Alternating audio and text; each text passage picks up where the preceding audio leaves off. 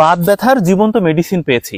অনেকেই প্রশ্ন করে থাকেন বাত ব্যথায় কোন সবজি গ্রহণ করবেন, কেন এটি ভালো করে দেখুন তো চিনতে পারেন কিনা। এটা হচ্ছে কাটা কচু, বাত ব্যথার মহা ঔষধ। শুধু বাত ব্যথা নয়, বরং কোষ্ঠকাঠিন্য রোগীদের জন্যও এটা খুবই গুরুত্বপূর্ণ।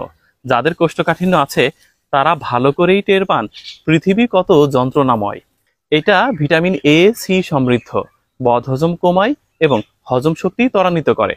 আরেকটা গুরুত্বপূর্ণ তথ্য আছে, যে সমস্ত নারীদের পিরিয়ড সংক্রান্ত জটিলতা থাকে, অর্থাৎ পিরিয়ডকালীন সময়ে ভীষণ ব্যথা যন্ত্রণা হয়, তাদেরকে ডাক্তাররা পরামর্শ দিয়ে থাকে এই ডাটাটা সবজি হিসেবে গ্রহণ করতে। পিরিয়ডকালীন সময় যদি আপনি এই ডাটাটা সবজি হিসাবে খেতে পারেন তাহলে ব্যথা যন্ত্রণা কমে আসে।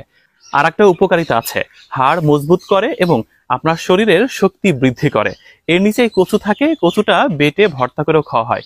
কচুটা দেখতে অনেকটা পিঙ্ক কালারের। আমাদের ঝিনাইদহে এখনো বিভিন্ন অঞ্চলে এই কাটা কচুর সন্ধান মেলে।